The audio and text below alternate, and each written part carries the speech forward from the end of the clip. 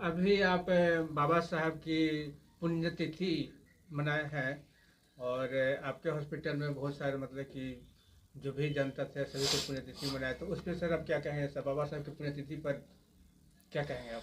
सबसे पहले तो हम बाबा साहब को प्रणाम करते हैं, इसके बाद आपके दर्शकों को प्रणाम करते हैं।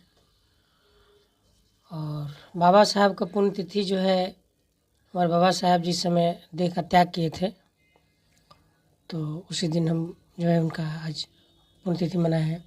बाबा साहब जो थे गरीबों के रहनुमा थे और हमारे भारतवर्ष में जो पिछड़े अति पिछड़ों SC ST OBC का जो स्थिति था, आपका आज़ादी के पहले का जो स्थिति था बहुत ख़राब था।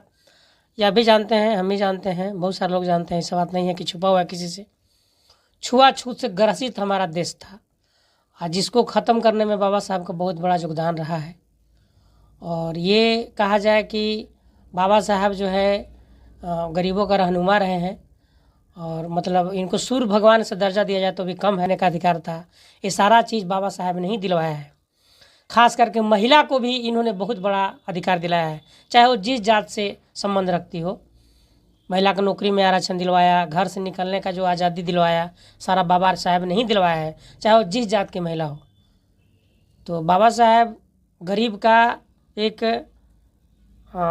मतलब ये कहा जाए कि बाबा साहब अगर नहीं रहते, भारत देश में अगर उनका जन्म नहीं हुआ होता, तो अभी जो देश का स्थिति ऐसा नहीं होता। इसलिए देश के लिए बहुत चीज़ उन्होंने किया, बहुत सारा चीज़ किया जो गरीब के और छुआछूत से ग्रसित जो दिमाग में लोगों को भावनाएं बैठी हुई थी, उसको ख़त्म करने में बाबा साहब ने बहुत बड़ा योगदान दिया है।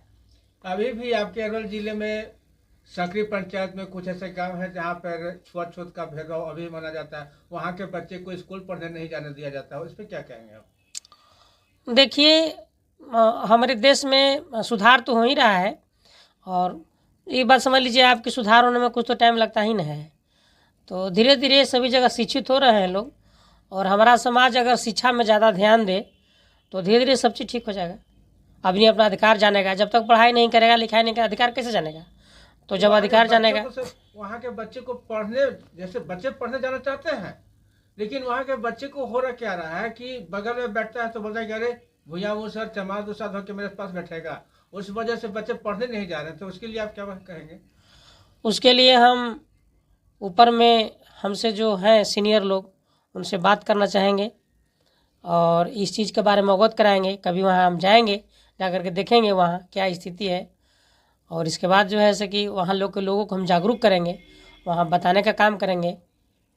यहाँ सर अपना परिचय दे दीजिए।